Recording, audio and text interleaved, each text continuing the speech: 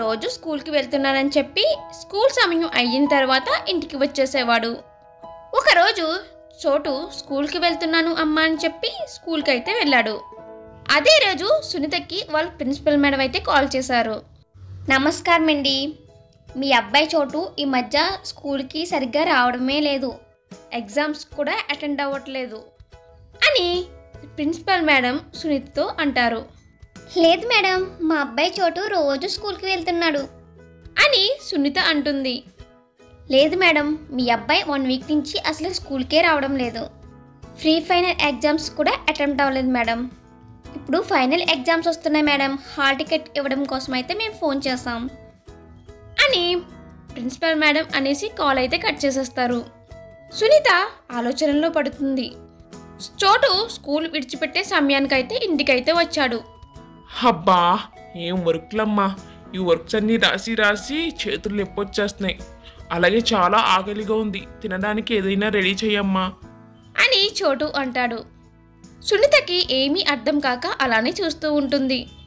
చోటు, ఇప్పుడు మనం బయటికి వెళ్దాం. ఎక్కడికమ్మా?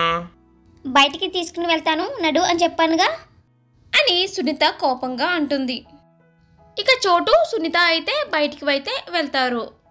సునీత చోటుతో ఇలా అంటుంది. చోటు, ఈ రోజు నుండి నువ్వు ఇక్కడే పని చేసుకుంటూ ఉండాలి. చిచ్చి, అదేంటమ్మా, నేను స్కూల్కి వెళ్తున్నాను కదా, ఇప్పుడు ఈ పనులన్నీ ఏంటి నాకు? మీ ప్రిన్సిపల్ మేడం కాల్ చేశారు, జరిగింది మొత్తం చెప్పారు అని సునీత అనగానే ఒక్కసారిగా చోటు షాక్ అయిపోతాడు. అంటే అమ్మా, అది ఈ రోజు నుండి నువ్వు ఇక్కడే పని చేయాలి. నీకు వచ్చే నెల జీతంతోనే నీ జీవన విధానం సాగించాలి అని సునీత బాధపడుతూ అంటుంది. లేదమ్మా, నేను చాలా బాగా చదువుకుంటాను అని చోటు వాళ్ళమ్మని చాలాసేపు అయితే బ్రతిమాలుతాడు.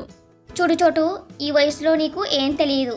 ఈ వయసులో చదువుకోకపోతే పెద్ద అయిన తర్వాత ఎందుకు పనికి రాకుండా పోతావు.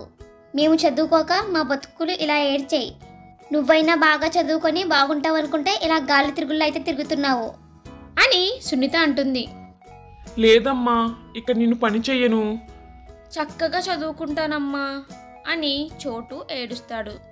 సరే అయితే ఈ ఫైనల్ ఎగ్జామ్స్లో నీకు ర్యాంక్ వచ్చిందా? ఓకే, లేకపోతే నిన్ను ఇక్కడే పనిలో అయితే జాయిన్ చేసేస్తాను అని సునీత అయితే అంటుంది.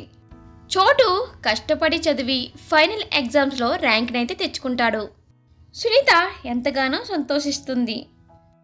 చూడండి మిత్రులారా, చదువుకునే టైంలో చదువుకోవాలి, ఆడుకునే టైంలో ఆడుకోవాలి. చదువుని నెగ్లెక్ట్ చేయొద్దు.